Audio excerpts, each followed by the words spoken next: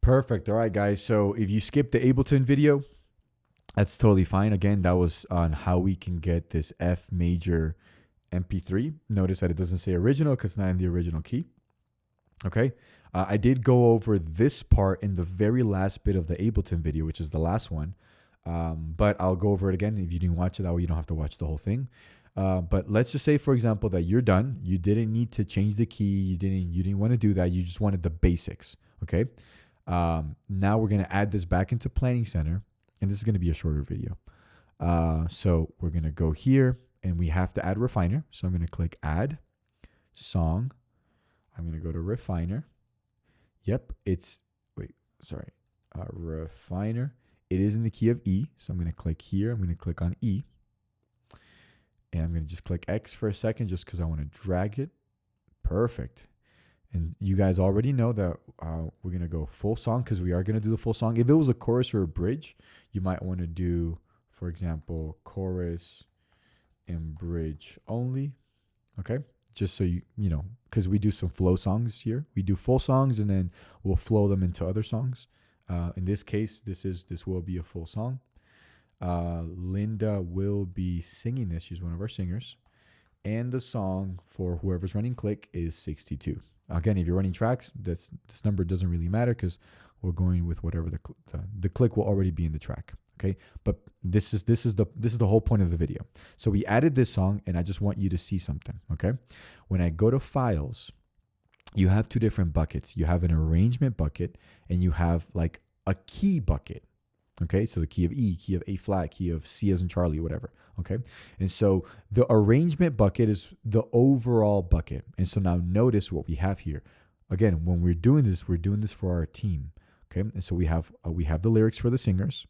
We have the MP3 in the original key that people can practice in. Again, if we're gonna do it, for example, in F, okay, then we have the F MP3. Now we do not like to put other key MP3s in their individual key. So for example, if I clicked F, right? Notice that the only thing that changes is the F bucket because the arrangement or the main bucket stays the same.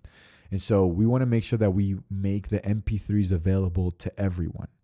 How can I make it available to everyone? You have to put it in the arrangement because let's say that we had an MP3 in A flat, right? And we put it in A flat. Well, notice that it doesn't appear here. If I click A flat though, then at the bottom, it would show A flat here. But we want it to be available for everyone, okay? So that's why we will put the MP3s in the original bucket. But again, lyrics for our singers and possibly Per Presenter, but we do something a little bit different with Per Presenter. We have the original key and who sings it for if you want to reference it. We have other MP3s, and I don't care if you have all 12 keys in MP3s. That's totally fine, okay? Here we have capo keys, C as in Charlie, D as in dog, E as in Eric, G as in Greg. Trust me, your guitar players, acoustic players, because there's been so many times that we've been in rehearsal in the past or at other churches that I've served at, and the acoustic players are like, can I get the chart in E? Even though we're playing in F, but they're going to capo 1, right? So this automatically just does it. Some, in a very rare occasion, will they ask you for the key of A. If they ask you for the key of A, the acoustic player just also likes to play bar chords. Again, I don't know why. And if you didn't understand a word I just said, don't worry about it. These are your capo keys.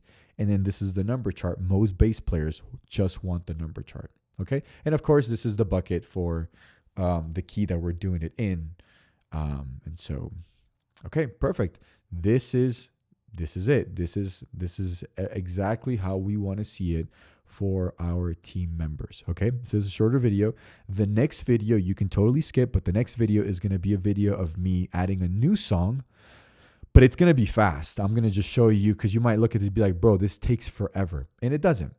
It can take 5 to 10 minutes, okay? And because I don't think you're going to add 7 new songs at the very go, you might add 1, maybe 2, but I wouldn't recommend 2 because then your congregation can't sing to it.